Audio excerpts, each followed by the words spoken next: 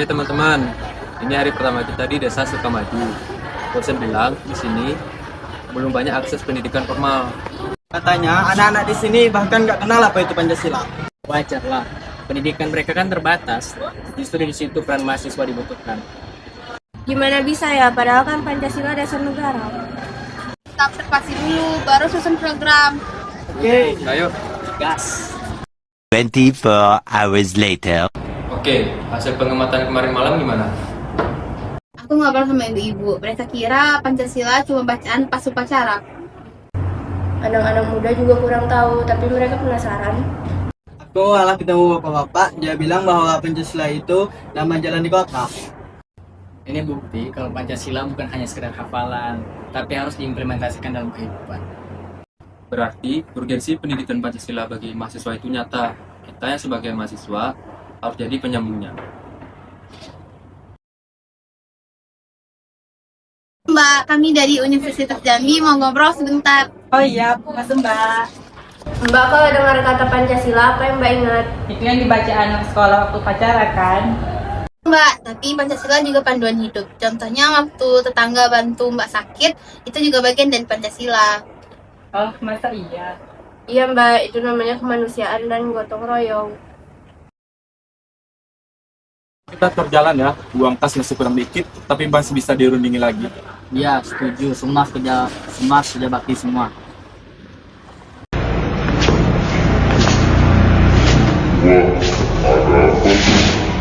Ya warga lagi diskusi. Ayo samperin yuk. Yuk. Permisi Pak, kami mahasiswa KKN. Apakah boleh ikut kita diskusi? Ya kan nak, kami lagi bahas jalan desa dan nggak becek lagi. Wah, cara musyawarah bapak ini keren loh. Eh, Pancasila udah diterapkan di desa ini ternyata. Hah? Pancasila? Hubungannya apa? Warga berkumpul, seharusnya kita mengambil keputusan bersama. Karena berdasarkan pada sila keempat, yaitu kerakyatan yang dipimpin oleh hikmat kebijaksanaan dalam permusyawaratan perwakilan. Dan soal urunan kepentingan umum itu termasuk dalam nilai gotong royong dari sila ketiga juga Pak. Kami baru tahu itu termasuk dalam Pancasila. Berarti tanpa sadar warga desa udah menerapkan partisipasi sila sejak lama.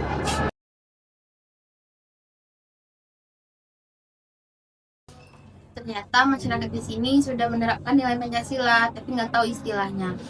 Mereka merupakan praktisi yang sesungguhnya. Iya, kayak waktu kita dengan bapak-bapak ngobrol masalah perbaikan jalan. Tugas kita memperkenalkan tanpa menggurui. Ini justru yang buat pendidikan Pancasila penting bagi mahasiswa. Karena kita yang tahu teorinya harus bisa mengimplementasikannya ke kehidupan nyata.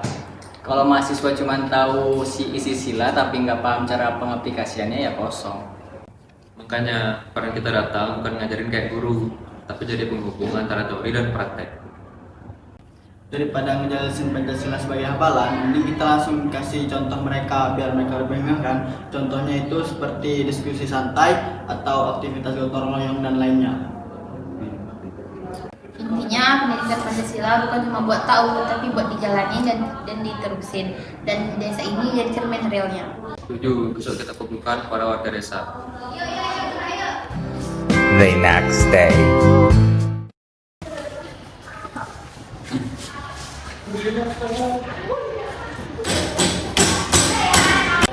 Lihat bapak itu.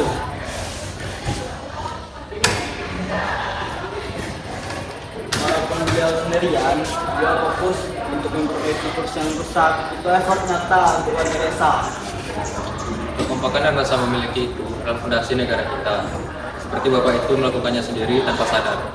Tindakan Bapak ini, walaupun tidak sepele, adalah praktik persatuan Indonesia secara nyata. Ini loh inti dari sila ketiga Pancasila. Tadi ibu-ibu juga baru selesai diskusi masalah sumbangan untuk nenek-tua dan desa. Itu salah satu wujud keadilan sosial kita harus sampaikan di situ. Kita harus beritahu mereka bahwa apa yang mereka lakukan setiap hari itu namanya Pancasila. Teman-teman, kita bantu Bapak itu.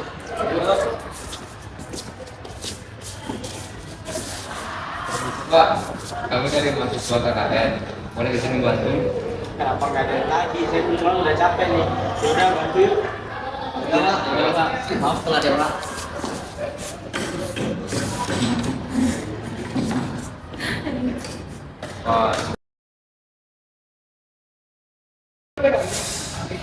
Makasih ya nak, udah ngebantu walaupun agak telat sih sebenarnya. Ya Pak, sama-sama Pak.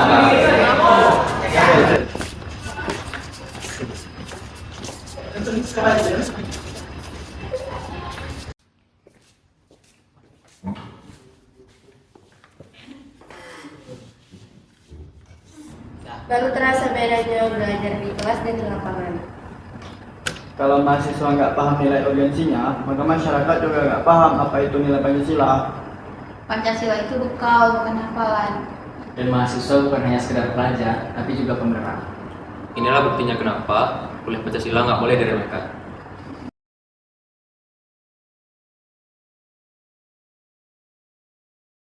Terima kasih banyak nak, kami jadi tahu apa yang kami rasakan ini seperti Pancasila. Benar nak Andi. Kami kira Pancasila itu cuma urusan yang ada di kota, yang ada di pejabat-pejabat. Ternyata itu juga ada di desa kami. Justru kami yang berterima kasih Pak, Bu. Kami datang untuk mengajar, tapi kami pulang membawa pelajaran. Kami berharap nilai musyawarah dan gotong royong di desa ini semakin kuat. Kami sadar peran mahasiswa adalah sebagai agen penghubung antara teori kampus dan realita masyarakat. Desa ini adalah cermin nyatanya. Sampai jumpa Pak Bu, pasti kami akan merindukan kehangatan di sini. Jangan lupa Pak, Bu, kalau ada kerja bakti lagi, ingat sila ketiga ya. Terus semangat. Terima kasih Pak, kami mohon pamit. Ya nak, sama-sama. Semoga kalian sukses ya. Amin. KKN Desa Sukamaju. Sukses!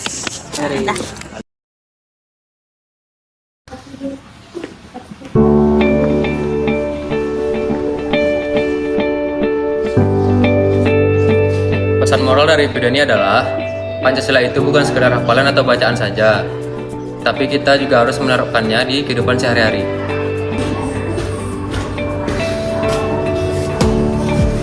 Mahasiswa bukan hanya penerima ilmu, tetapi penerus bangsa yang bertugas yang menerjemahkan nilai Pancasila ke tindakan nyata.